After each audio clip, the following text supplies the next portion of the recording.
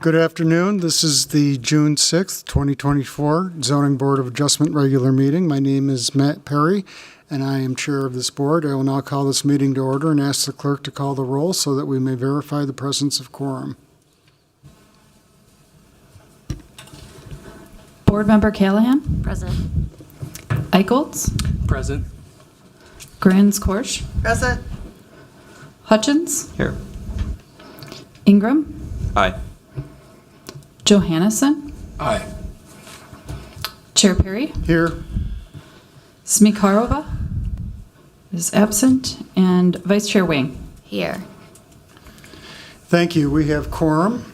With that, we'll proceed to our agenda, a copy of which was posted for public access to the city's legislative information management system, available at lims.minneapolismn.gov. Is there a motion to approve this agenda? So moved. Second. It's moved and seconded. Is there any discussion? Seeing none, all in favor of the motion indicate by saying aye. Aye. Aye. Any against indicate by saying nay. And with that, the motion passes and the agenda is approved. I believe all the board members have seen a copy of the minutes from the May 16th, 2024 Zoning Board of Adjustment meeting. Is there a motion to approve? So moved. Is there a second? Second. It is moved and seconded. Is there any discussion on the motion? Seeing none, all in favor of the motion indicate by saying aye. Aye. All against indicate by saying nay. Any abstentions? Hutchins abstain. Johannesson abstains. And Perry abstains. And with that, the motion passes. The minutes from the Zoning Board of Adjustment May 16th, 2024 meeting are approved. Mr. Ellis, are there any petitions or communications? Chair Perry, members of the board, there's one communication this evening. A decision of the Board of Adjustment has been appealed. The one regarding artificial turf being an impervious surface has been appealed and will be going forward to the Business, Housing, and Zoning Committee of the City Council. Do you know when that is? I don't remember off the top of my head. Okay. I apologize. I should have had that available. No problem. All right, thank you. A reminder to applicants and others, if you're going to speak at the public hearing, please sign into the sheet available from the clerk and speak clearly into the microphone. If you have not signed in yet, you can do so on the way out. Also to applicants and others, please contact staff after the hearing with any questions regarding your projects. And please turn off anything like this or turn it on silent so as not to disturb today's proceedings. I'll read the agenda number and address of the project and state whether it's slated for consent, continuance, withdrawal, return, or discussion. We have one item on our agenda that is a land use item, and this is a discussion item. We don't have any consent items, so let's move on to agenda item number 5, 4421 Aldrich Avenue South.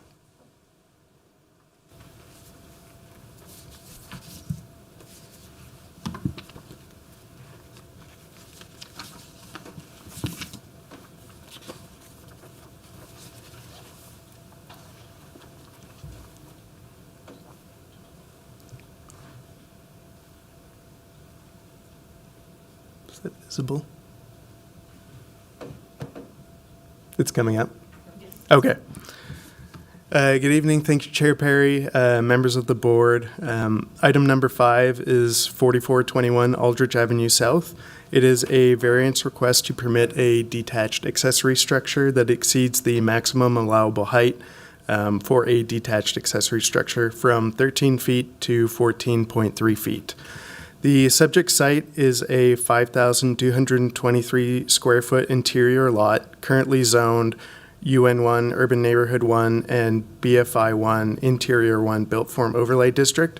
The surrounding neighborhood is zoned UN1, UN2, and UN3 districts.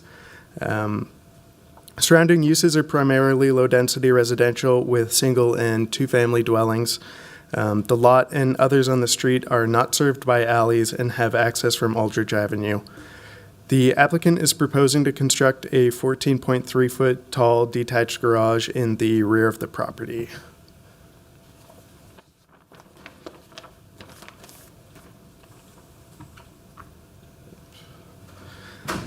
The zoning code restricts the height of detached accessory structures to 13 feet. Zoning code does permit detached accessory structures up to 16 feet in height, provided they comply with the design standards to match exterior materials and the roof pitch of the primary structure. The proposed garage matches the stucco materials of the primary structure. However, the proposed garage has a roof pitch of 10/12, where the primary structure has a roof pitch of 5/12. The background for this project is the design began in the spring of 2023, and the applicant was prepared to submit a building permit in August of 2023. In that time, the zoning code changed on July 1st, and the proposed garage no longer complied with the zoning code standards. The applicant submitted plans approximately 8 months after knowing the zoning code had changed. Staff do not find that challenges exist in complying with the ordinance because the applicant could redesign the garage in accordance with the design standards for detached structures greater than 13 feet in height. Further, the zoning code was revised with the intention of limiting the height of new detached accessory structures to 13 feet and up to 16 feet with those additional design standards. The project is not in keeping with the spirit and intent of the ordinance. However, staff do find that, if granted, the variance would not be detrimental to the health, safety, or welfare of the general public. With that, staff recommends denial of the request to increase the height of the detached accessory structure from 13 to 14.3 feet. I will be here for questions, and I will leave the proposed plans up there as well in case we need to review them. Thanks for your presentation. And is it Mr. Roulette? Yeah, Mr. Willett, Roulette. like the bakery. Okay. Very good. Thanks for your presentation. There may be questions of you, though. Okay. So if you could stay Sorry. up there. Are there any questions of staff? Yes, go ahead. Hi, thank you for Hi. your presentation. I just want to be really crystal clear on this. So the design standards that you're saying, if they built this roof to be 512, they could be up to 16 feet. Yes. Thank you. Any other questions of staff? Yes.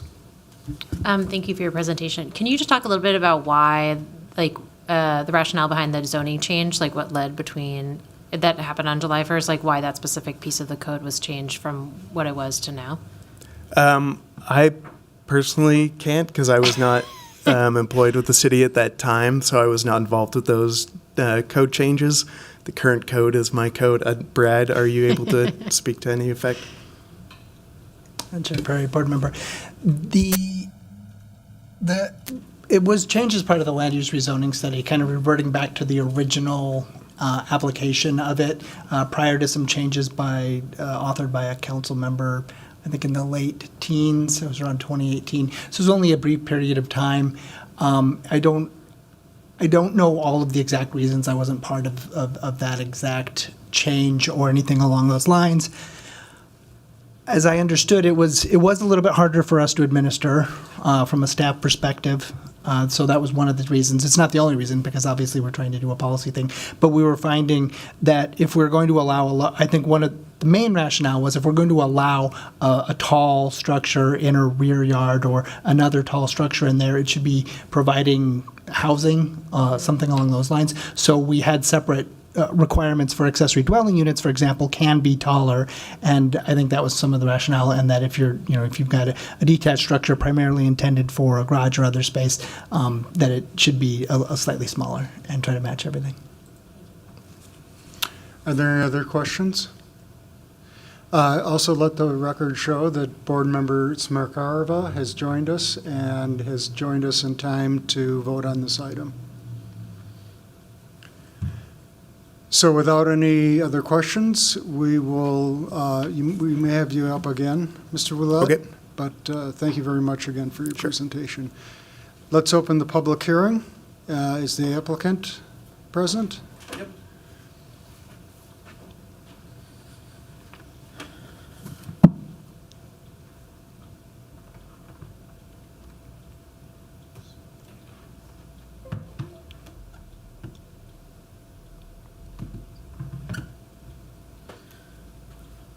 All right. My name is Matt Moose. I'm the owner, along with my wife Angie, of 4421 Aldrich Avenue South. Well, how long do I get for this? 10 minutes. Okay. All right.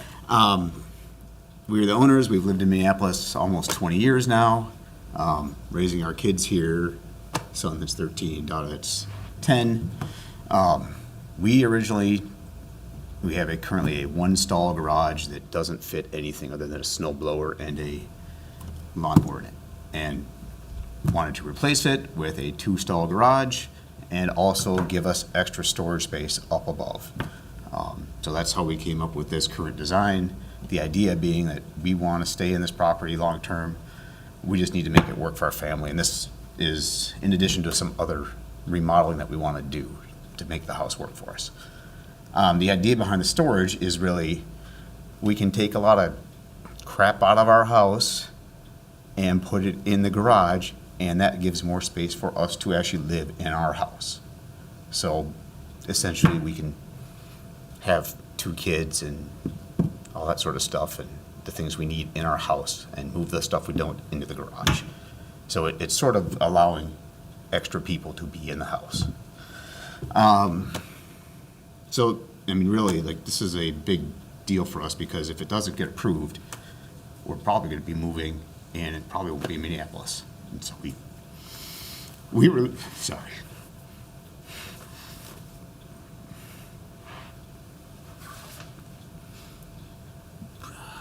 Sorry. We really want to stay, but this is important to us. All right, sorry, I'll collect myself here. So just the background is, when we started this project, it was well within the rules. So December 2022 was the last revision, and those are the rules, the standards that we were designing everything against. I worked with Michael Wee, March through April of 2023 to kind of go back and forth on a bunch of stuff with the design. Originally, I was debating on if I could do a variance to move the whole design 1 foot from the property, and he essentially said, no chance of that.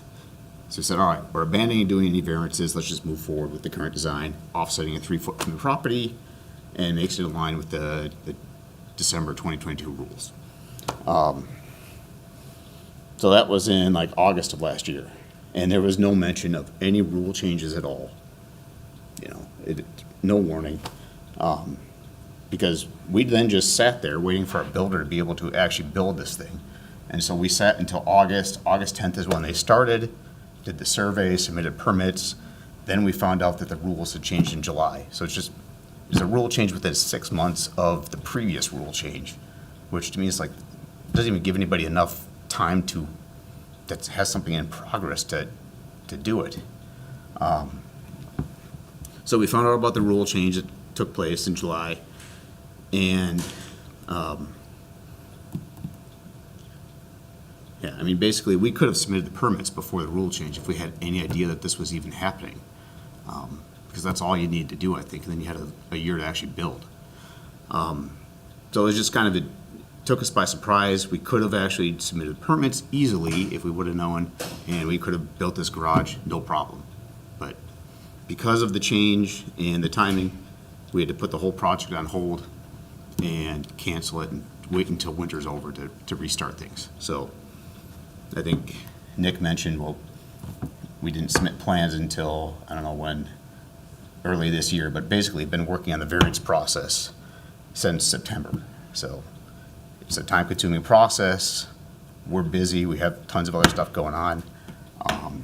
Lost a lot of time with just changeover of people at the zoning. So I worked with first Michael Wee, then Sarah Roman, and then Miles Campbell, and now Nicholas. So like every time there's a changeover, it's an extra week or two of just like getting the other person up to speed and re-going through stuff. So anyways, we were told it didn't really make that big of a difference if we did it like immediately or not, so it wasn't a big rush. Anyways, just to get to, this is just examples of communications with Michael Wee. He, clearly says right here, yes, the garage that you're building, we can build it. And so this is just an example of, this is the rule changes. So essentially everything was under this up to 20 foot met that standard, and then with the rule change, now, and essentially we were going under the up to 20 foot standard by just offsetting everything by 3 feet, and it met all those standards. Didn't have a matching, there's no matching roof pitch for the up to 13 feet and the up to 20 foot. So it's just this 13 to 16 foot range that it's got this matching roof pitch. So with the rule change now, because of the height of the garage, it doesn't meet the standards. As far as variance findings, the idea of this is that it met everything. When we were planning it, we could have executed the project. We would know there was a change. But even that said, like if you compare it against the current rules, I would say that under item number 1, that items unique to the property, we can't change the roof pitch of our house. It's a limitation. And that means we cannot build a garage taller than 13 feet because of the roof pitch. There's no way to build it taller because it's a truss. So there's no way we could do any sort of storage space above with keeping with the same roof pitch. Otherwise, we would have done that, obviously, and then I wouldn't be here today. So that, to me, is a big limitation. And also, it just, I don't understand. I mean, I guess this rule is basically just preventing us from building a garage that has storage space. And so I don't understand the purpose of the rule, because the roof pitch, I can build an identical looking garage and just make it a foot and 3 inches shorter, and I can have that. So it doesn't seem to be an aesthetic thing. So all it's doing is limiting the functionality of the garage we want to build, storage space. So I don't really get that part. Under the second item, I think I also disagree with staff findings that we're using it in a manner that is in spirit with the ordinance. Adding storage above, like I said, increases the functionality. It reduces the area of land that we're using. And it also allows us to, like I said, use the primary structure to have more people in the house and let our family stay there. And then I guess on the third item, I agree with the staff findings. So yeah, this is similar to, there's a whole bunch of garages in my neighborhood that are identical to what we're asking to build. So it's in spirit with like the character of the neighborhood. Also, it improves the neighborhood because it's reducing cars that are parked on the street, which we have to do now. Reduces, crime-related, vehicle-related crimes that we've been having a lot in our neighborhood. So I think all the neighbors, are pretty much in favor of this and think that it's an improvement to the neighborhood. Yeah, this is just a picture of like almost identical garages that are within like 350 feet of of my house. So there's a whole bunch of them directly across the street, 2 doors down. So yeah, I guess in summary, it's just, I'm asking really to have this variance approved based on the old rules. When we were actually designing this, we could have easily moved forward with the project and submitted the permits if we would have had any idea, but we were just caught by surprise. And I guess, I think just even on the new rules, this garage is very reasonable. It's similar to a whole bunch of other people's garages. And then just, asking you to consider like proving it and just keep her family here. So, sorry. All done? Yeah. Are there any questions of Mr. Moose? Yes, Mr. Eichholz. Could you speak a little bit more to, you said there was was there like delays with the construction and you said you were kind of waiting on builders or something? It was just like their timeline for when they could get the project in there, when they had time to start building it. So we were just sitting there from like April to August when they started. And then, we had no idea. They submitted permits and found out, hey, the rules changed. Now we can't build this thing, but could have submitted them a month earlier and it would have been fine. Thank you. Yes.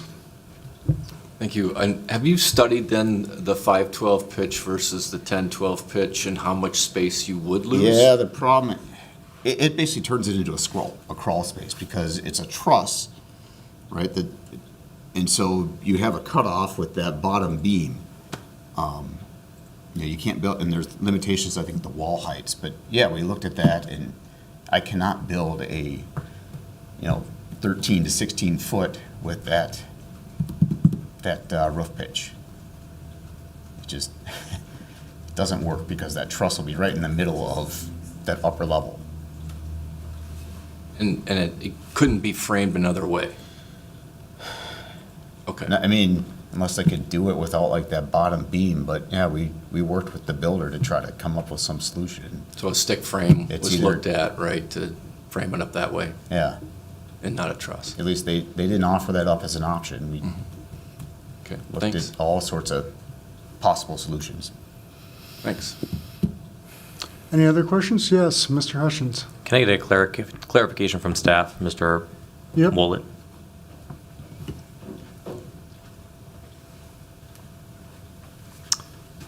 Thanks. Am I correct in saying they could bump the exterior walls higher up? They could extend them up a little bit taller, put a 512 pitch on it, and you could still have a box truss in there and box out? I mean, it's frameable. It's 100% frameable, and you'd still be able to walk. Am I wrong in that? Am I missing something? I believe you could have essentially a second story on the garage. Is that bumping the wall height? I mean, yeah. So I mean, if the fear is you drop the pitch down to a 512 instead of a 1012, you lose that center space. But if you extend the walls higher and start the pitch from there, you actually create headspace and you box out the center, which is pretty common for a garage truss, right? Am I missing something? Chair Perry, Board Member Hutchins. I think where people start getting into issues, we do also have a maximum wall height of 10 feet. So I'm not Okay. sure, so that's where they're going to Okay. get tripped up. Yeah. And so even if they did want to extend it, code is preventing them from being able to do that as well. What's the current wall height? I'm trying to pull that back up quick. I'm not trying to redesign the project, I just want to know. Yeah, we looked at that. It's the 10-foot wall height, that's the limitation. Do you know what they are right now off the top of your head? Could you speak in the microphone, please, Sure. so that we can have it on the record? Do you know? Yeah, we confirm, it's the 10-foot wall limitation that's the problem. Do you know Right what your now- proposed height Right is? now, the proposal is like 8'9". So it just, even if you extend it to 10 feet, it's still just a crawl space. But yeah, that's the problem. Okay, thank you. Any other questions of the applicant? I see none. Okay. Is there anyone Thank you. else who'd like to speak in favor of the application? I see no one, or do you? Yes, ma'am? Your name and just- address? Angela Moose, 4421 Aldrich Avenue South. My husband and I, we just want to thank you for taking the time to, hear us out. We really appreciate your time. And again, you can see it. We love Minneapolis. And thank you. Thank you for your testimony. Let's close the public hearing. Board comment? Yes. Can I ask a question to Mr. Ellis? Have we in the past, since this is an adjustment kind of board, and we can make variances or go with and without staff recommendation, have you had a situation before where something, I mean, they're off by a month, where they thought they were going the correct direction and things changed? Has this ever happened before where the board says, we understand the intention, the rules changed midstream, and so we allow this to go ahead? I mean, has that happened before when we've had zoning and height and width and all kinds of other issues? Chair Perry, Board Member Grandscorch. Every time the code changes, we have some form of an issue or another, and we have to select a date. Beyond that point, the regulations have changed. The code in and of itself cannot be found to be a practical difficulty by itself. It's certainly something the board can consider when trying to grant things, but it can't be like the only reason. There would still have to be something unique to the property. It certainly is an unfortunate situation. I know that this has happened in other circumstances, but it's still something that, I'm sorry, I'm kind of lost my train of thought there. It is an issue. I'm thinking of multiple issues as well, where it is kind of an interesting aspect of code that with this, that if your house is shorter, that you're not able to get a taller accessory structure. We've not found a nice middle ground in between on that with our code, and we are looking at making 1 to 3 revisions to our single to triplex buildings again here in the next couple of years. We may look at accessory structures again as part of that to try to do that, but unfortunately that's not where we are now. I hope that answered. I've been on the board the longest. I've been on the board since 2005 and seen thousands of items, and we have never made an accommodation like you're talking about. I mean, it is, as Mr. Ellis said, one of the unfortunate things that a time has to be set. It is set, and then people who fall after that are subject to the new rules. Yes, and then Mr. Eichholz. This is also a question, maybe, I don't know who this is for from the staff, but in terms of treating this as an accessory structure versus an accessory dwelling unit, would this structure be compliant with zoning as an accessory dwelling unit? And also, could we treat it, is there precedent for treating this accessory structure as a future accessory dwelling unit? Because to build on what you said in response to why this zoning was changed and decreased in terms of height, it was around providing an additional benefit like housing. So in thinking about right now, the owners are talking about it being storage and parking, but hypothetically this could be a livable space in the future. Maybe. I don't know. Sort of a thought experiment. Certainly, board member, they would have to make substantial changes to the plan set. So basically, they would have to they would have to come back. They could comply under the accessory dwelling unit rules, but you start bumping into more substantial building code requirements when it's habitable. They'll need, better footings and foundation. They'll need, they'll have to make additional requirements. They'll have to put in mechanical. They'll have to do things. So they can sort of shell it out, but they would still have all of the additional costs of running utilities and the additional and whatnot. And so that certainly would be a path, but it's a significant financial leap then in order to get to that point. Mr. Eichholz? Question also. So I work in some construction fields and stuff, and I know that the last couple of years in particular, we've been booked out and very busy, and in most years we would have gotten to a project faster and we'd have more time in the office to pull permits further ahead of time. And given the different things in the last few years, the construction industries and stuff have been very, very busy and behind where they normally would be. Is that the kind of thing that could be considered a unique circumstance, or does it have to be to the physical property? Chair, board member,